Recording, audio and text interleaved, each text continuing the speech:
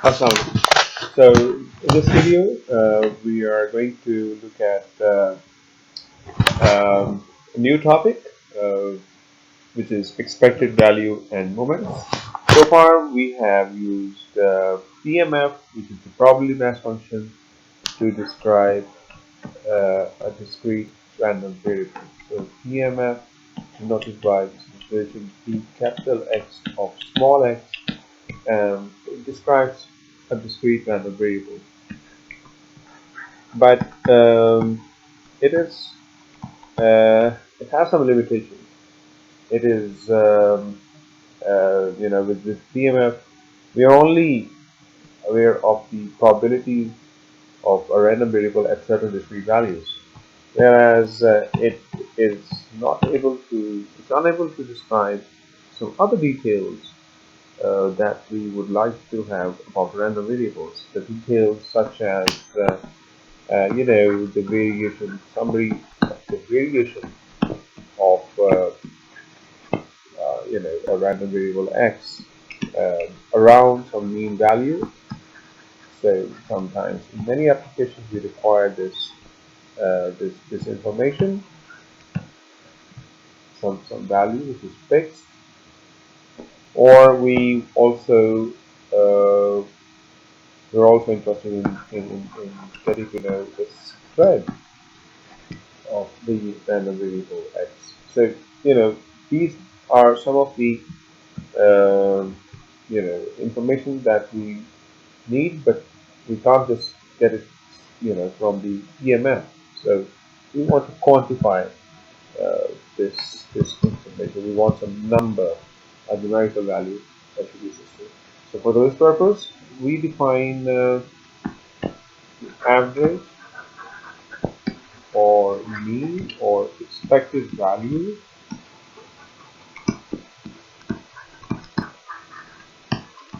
of the random variable as it's denoted by M, standing for mean value of the random variable x, and it's actually the expected value, which is an operator, a linear operator operating on the random variable x, and it's given by this expression that x times the PMF, the corresponding PMF, where x actually belongs to the sample space. It's set of all possible outcomes, and so this is same as since it's a discrete set, we can just you know go through the entire discrete set one by one, where each point is denoted by xk times the same probability mass function Ex of xk. So we call it representation one. So this is the formula for the expected value, the average of a random variable, the effects. It's also called center of mass of the distribution. So to further clarify it, let's look at a simple example where we are going to find the expected value of, let's find the mean value of a simple random variable such as Bernoulli random variable. We have considered in the previous chapter as well. We know that Bernoulli random variable takes on two values. It's a discrete random variable. So So we normally denote it by an indicator function I associated with some kind of an event A. So if that event A occurs, we say that IA equals 1, otherwise it's equal to 0. So we define it as a piecewise wave action. The event occurs when IA, the indicator function is 1. So this is A, the event A occurs when it equals 1, otherwise it's equal to 0. Now, so we want to now find the expected value, which is e of IA. So we apply the above formula that we just written. It's as A discrete random variable, so xk times dx of x. Now, since the random variable here takes on only two values, one is 0, the other one is 1, so we write it as 0 is the first value, x1 you can call it, and the probability of pi of 0 plus 1 times p1 pi of 1. Now we can write that the probability of the occurrence of 1 is p, and for 0 it is 1 minus p, but since there is 0 being multiplied, so it has 0 answer, so the answer is p. So p, which is the probability of success in the knowledge trial, is going to be is actually the mean value as well of the knowledge benefit. This is p. This p is actually the probability of success in the knowledge trial. So you see, it's very simple. You just plug in the formula and and find the mean value. So similarly, you can also find the mean value of a uniform random variable, in which case all the outcomes are equally likely, and I'm sure you can do it by yourself. So this is the expected value. Now, it is also called the average value, and it is closely related to the sample mean, which is a term used in statistics, frequently used term in statistics. So the sample mean, which is defined as, you have a bunch of samples and you define it using this notation. There are x n, there are which you have x samples, n samples of this random variable, x1 plus x2 plus all the way plus xn, and I'm divided by number of samples n, which we can define as, I have x1 times the number of times this x1 occurs, which is the frequency, plus x2 times n to n plus all the way x to n to n divided by n, and this becomes as k x times f of n. The f is actually the frequency, the relative frequency of the kth term. We call it the sample mean. Now, as the number of samples, they grow as it goes a higher value. What is the result of it? That is we write as n equals infinity, then this relative frequency approaches the PMF for all values of k, and the sample mean, on the other hand, which is this value of k of k of n, which is the relative frequency, and then this relative frequency is given by the relative frequency, the repetition of the k sample over total number of samples is called relative frequency. So this approaches towards, as n approaches infinity, this approaches to xk times p xk, which is actually the expected value. So we can write that this implies a sample mean approaches to the expected value as n goes higher, right? So sample mean and the expected value are same if you have a very high number of samples. So a slightly more complex a complicated random variable, which is symmetric random variable. If you recall, we repeatedly just this random variable in the previous lecture as well.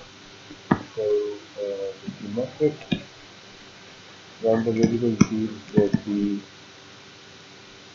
number of attempts that you have to make, the number of times you have to repeat an experiment until you finally get a successful outcome. So this schematic demonstration we let you say that X for a transmission scenario which we are sending bytes of data, that the number of bytes uh, in a message.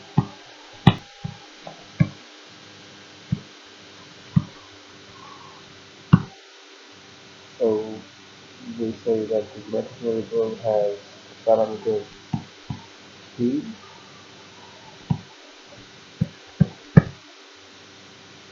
the success probability. So I have to find expected value.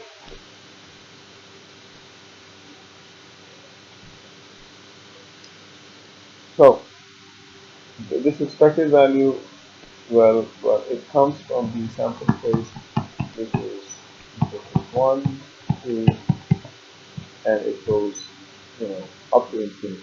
You can have as many bytes as you want. So what do we want to find? We want to find the message, the expected value. So X is the number of bytes in a message, and suppose that X is a geometric distribution. So the expected value is given as the formula A equal to 1, since now this is an uh, countable infinite set. So the limits will be from k1 equal to 1 to infinity. So we write it k times. Now the PMF of a geometric random variable we have derived in the previous example, and it is actually given by p times 1 minus p raised to power k minus 1. So actually, it says that you know if you're transmitting some data and you're just transmitting the message to the destination, so until it arrives correctly at the destination, we keep on transmitting the data, and we count the number of times we have to send this data. So let's say we have to send five bytes, and four of those bytes do not reach the destination correctly or successfully, and it's the fifth one that reaches the destination correctly. So that is a type of random variable which we call symmetric random variable. Now, if the success of each transmission is p, then obviously for k minus 1 we have unsuccessful transmission, so we have 1 minus p raised to power k minus 1, which we can write as you know, 1 infinity k times k into q raised to power k minus 1, because q is actually the probability of the failure. So we separate the k terms. So if we can take the p outside,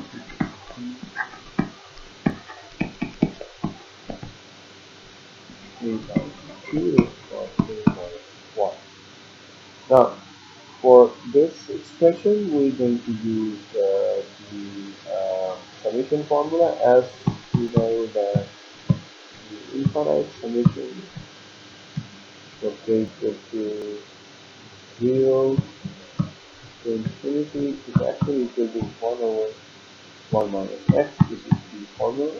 Now if you take the derivative of it, it becomes 3 times x raised to the power 2 minus 1, the derivative on the both sides,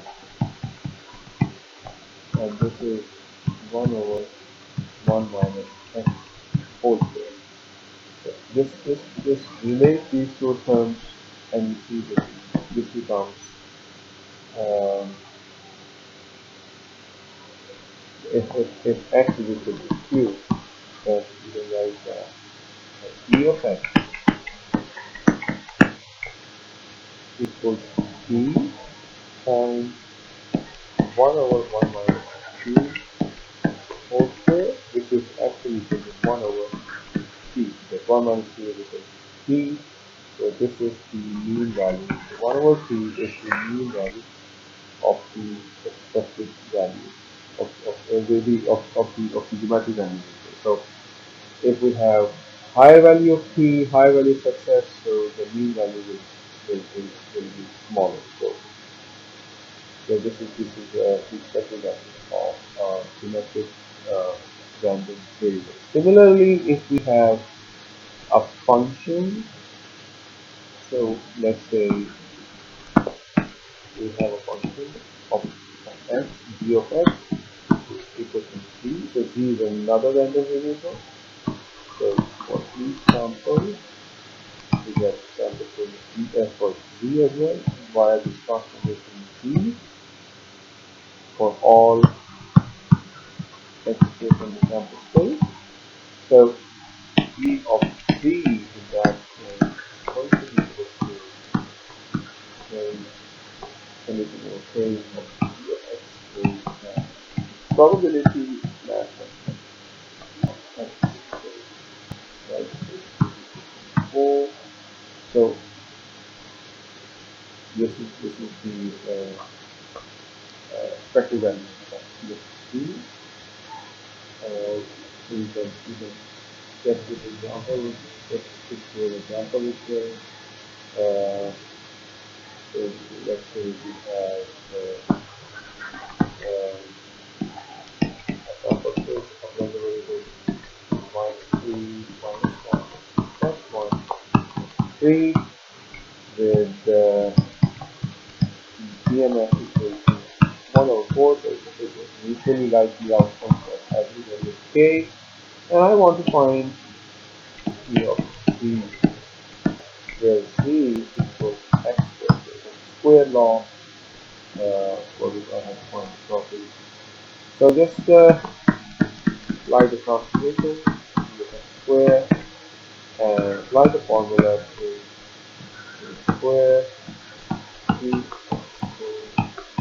equals, if the probability is 1 by 4 for each time outcome, it becomes 1 over 4, and within the summation we have -3 square plus -1 square plus 1 square plus 3 square is 20 divided by 5 for 65. So this is the expression or the function, the expected value of the function. So similarly, if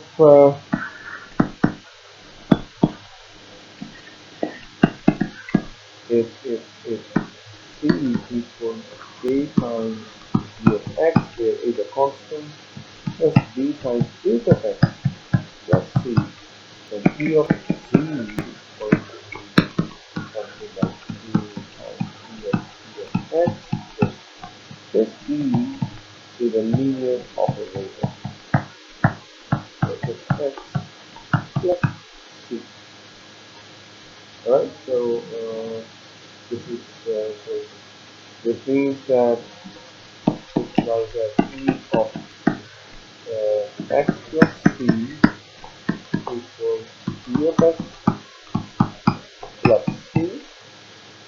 Similarly, e of c is equal to c. With a constant, the mean of a constant is equal to the constant itself. The um, other statistical parameter which we are interested in is the variance of an variance. Variance.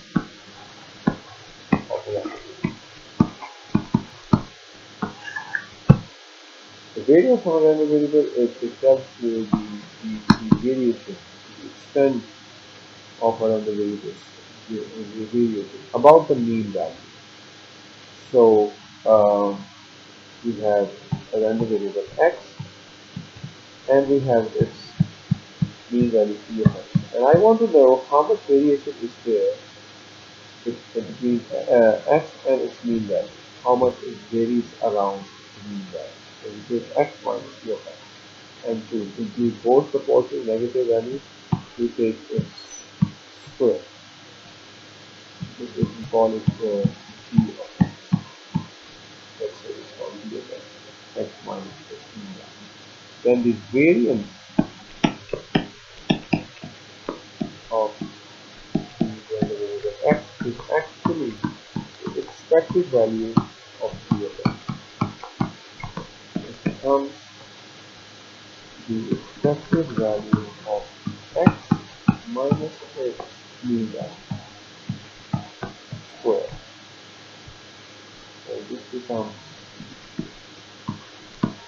here on infinity x k minus mx squared times PMS, the property that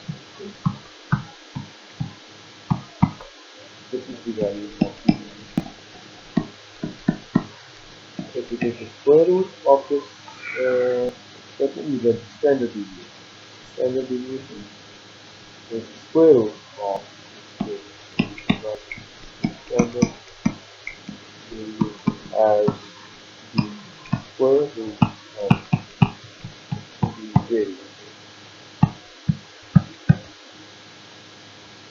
We can also express this variance as given by p of x. Another useful formula that we can derive from this definition is if we expand this square term, this square, which is p of x square minus 2mx by capital X plus x square, and this becomes p of x square minus the square of the new value. Another formula that is commonly used in probability, especially in probability. The variance is indifferent to any to the position of any constant. So variance of x plus c is the same as the variance. You can check it by the definition as well. Similarly, if we have variance of c times x, then it becomes c squared as variance of x. You can also get by the definition. Right? So we in the previous examples we found the mean value of the non-random variable, and now we can check the variance of the non-random variable.